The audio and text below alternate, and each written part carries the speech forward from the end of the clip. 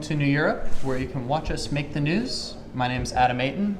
I'm talking here with Philippe van Impe, founder of the Brussels Data Science Community, and today we're going to be talking about using big data for good. Welcome. Well, thank you. Thank you very much for having me here, Adam. So what are we talking about when we are talking about big data? What are we talking about? Well, we have had a recent explosion of data and the availability of data throughout the world. When you look at today and what happened in history until 2004, there was like 5 exabytes of data. That's everything that has been available on data from Adam and Eve until 2004. And then there's been an explosion of data and availability of data, where today we make about 5 exabytes of data every 2 days. So that explosion gives us a lot of opportunities to manage that data, to analyze that data, and to be able to do some research on that data. What are some of the challenges you face in tackling this enormous amount of new data? Well, one main challenge on this issue is the fact that there aren't many specialists available to do the analysis around that data. And although there are a lot of technical issues that have been solved using big data techniques, there's still a lack of technical expertise and on how to manage that data. And that's where the Brussels Data Science Community comes into play, because we want to allow young and also senior experts to become data scientists. And what does that entail? How do you treat the data so that it becomes something that you can use in a more practical sense? Well, doing a project around data science is a project. It's a big project and it's handled in different phases. Of course, there is the first step of being able to capture the data. Then once the data is captured, you want to be able to analyze that data, identify trends, make some prognosis on what will happen soon or in the future, and that's also a very important part of a skill set for a data scientist is the storytelling. You have to be able to explain what the value is of the analysis that has just been done, of the results of the query that has just been made. Mm-hmm. So that storytelling is very important, and you have to be able to put that story in value terms. You know, you have to talk value to the business, basically. Mm-hmm. Yeah. Mm-hmm. And so what does that look like in a humanitarian sense? I mean, it's easy to understand how Walmart might use big data to streamline some things, but how do you do that in a more non-profit, service-oriented sort of situation? Well, the humanitarian part is very interesting, and certainly interesting for our organization. We are an organization where we train young people. We have a track of 1 year training on data science, for example, and we need some information and we need some data to work on. On the other hand, most of the humanitarian organizations don't have the budget to pay a team of data scientists. Mm-hmm. And that's where we both meet. They give us the data, we work on the data. They are happy because we find trends in their data that they wouldn't have been able to find themselves, and our people are very happy because they work on concrete projects. It's important for data science projects to see that it's not one individual who makes the project, mm-hmm. who can do the project. Today it's there are so many skill sets involved that you need many different individuals, and the fact that we can train those people to work together, so that they learn to work together, it's very important. So we try to there will be a shortage of skill set, shortage of data scientists, but we are working hard to find the right data scientists for them. I would imagine that if you're working in Europe, in America, there is all sorts of data that you can work off of, smartphone data. It's such an integral part of our lives now. Where do you find the data in places like Africa? Is it harder to come by, and are the results that you glean from that as reliable? Well, it's a very good question, Adam. We see that the European Commission is investing a lot of money to allow academics and data scientists to work on such a data. So there have been many projects called Data for Good projects, where data sets are created based, for example, on the phone records of Ivory Coast, for example. And that data set is then prepared, anonymized, that's also, because that's quite important, and then made available to different to organizations such as our organization.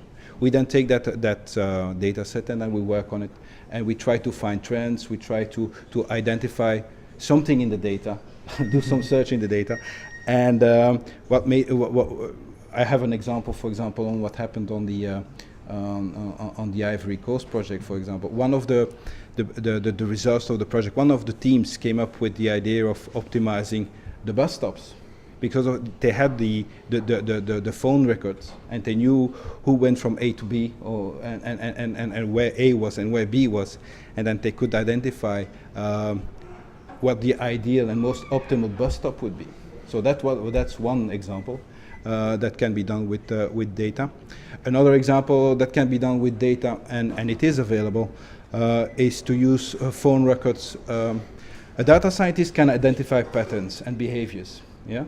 Once he can do that, and once he has the data, he can, for example, identify that that phone is being used by a man between 18 and 25 years old, or by a woman between 35 and 45 years old. Now, if in Africa you want to do a program against breast cancer, and you want to be able to contact those women, and you don't have their phone, you could use those phone records, and they would then, you can use then that segment of women between 35 and 45 years old, and send them a text message saying that they are invited to that they're just invited for breast. How do we call it? Screening. A screening. They just invited for a screening, and yeah, that's all done with data that's available, and nobody knew that we could use that data to do that. So,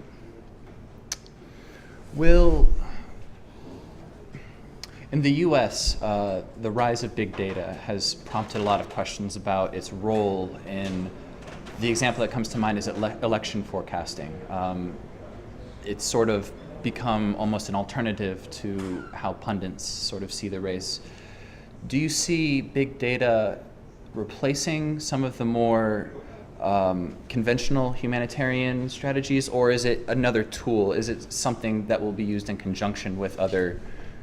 Big data is 100% an add-on, or the analysis that we make is certainly to help the humanitarian organizations to become better, to become more efficient, and that's, you know, we won't replace the humanitarian organizations, we just want to help them to become more efficient. Like we want to help the industry to become more efficient, or the government to become more efficient. Yeah, but humanitarian work is there. There's a lot of data available, and there is a lot to be done there. Mm-hmm. Yeah. Where do you think big data shows the most promise in humanitarian work? Is it identifying people for programs and for charities, or is it optimizing services? Are any of these fields especially ripe for big data? Well, one example that happened with DataKind, and DataKind is a very good example of an organization that gets that makes a framework to get access to all these data sets. Yeah, and what they have organized is a data set where, or a project where we could then predict when there will be forgot my hunger. Mm. Hunger, famine. A famine, yeah. To be able to predict some famine.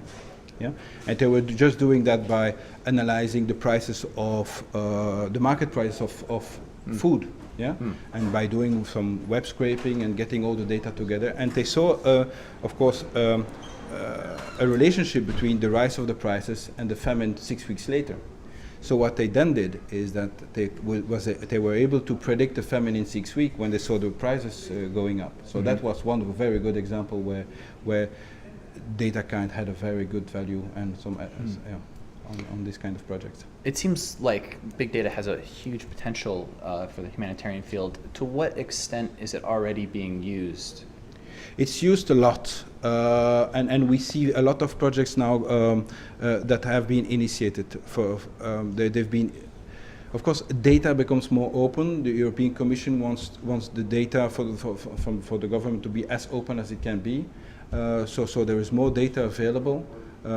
We see a lot of organizations to be organizing themselves so to allow the creation of those data sets, to allow data scientists to work on them. Mm-hmm. We also see groups forming, like the DataKind group. Like last weekend, there was a data dive in London, where and a data dive is a gathering of there were 120 data scientists available there, and there were 4 ONGs all coming with their data and saying, well, this is our data. Can we, what can you do something with it? And so the teams were split and they all worked during a weekend to work on those different data from non-governmental organizations. And so you see that organizations where a few years ago they were afraid of sharing their information are now open in sharing their information, as long as it's in a structured environment. And this is the kind of environment that DataKind can offer. Beautiful.